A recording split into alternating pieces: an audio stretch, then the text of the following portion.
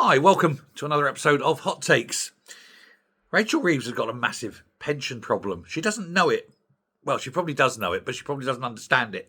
Let's face it, she's not very bright. It's not as though she's an economist or anything. But according to the government's own figures, and these are well-established numbers, you require a minimum of £14,400 a year in order to exist really as a pensioner. This is making several assumptions. One, you don't have a mortgage. Two, you don't pay rent. And three, that you have everything that you actually need at the start of your retirement. So you don't think, I have to buy that later or something, right? And it also is a slightly outdated figure because it hasn't taken into consideration recent price hikes, particularly in food, or the ones that are yet to come, the massive uplift in food. If you add in the speculative food increase, it's going to rise somewhere to nearer 16,000 a year. However, we'll look at the 14,400, which is the official figure.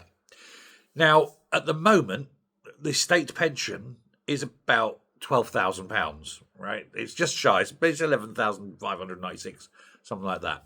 So it's, 2,500 or so below what even the government say is the minimum figure.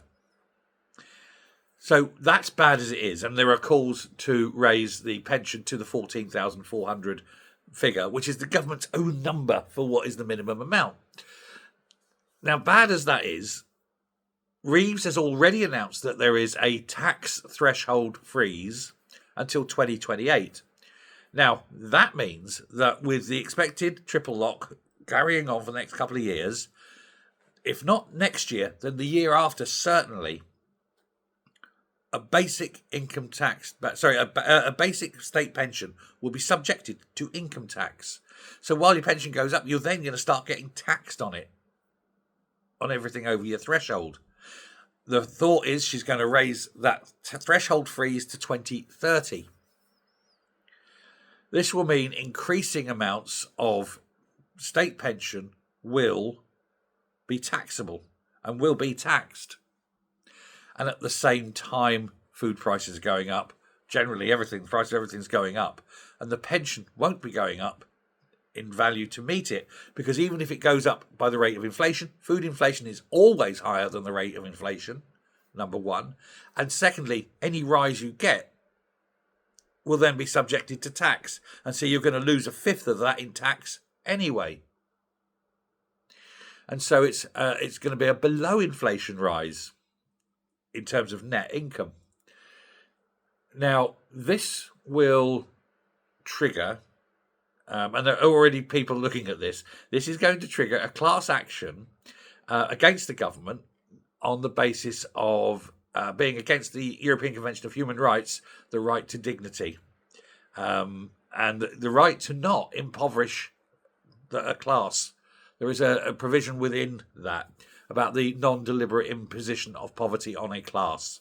And in this case, a class will be pensioners, and it will be deliberate government policy that they know in advance will impoverish these people. And so any decision to do this will impoverish them, and that means that they're open to suing under the European Convention of Human Rights. This has a problem for the government because there is an unlimited fine. There is an unlimited jail time. That's how serious this law is. And so a chancellor who does this could, theoretically, find that not only would the government be fined because it's the responsible body, but the chancellor individually could be prosecuted and fined and imprisoned. So, Rachel Reeves, tough choices. Where are you going to go on this one, darling? Use your massive economic brain to square the circle. Or go to prison. Thanks very much. Bye.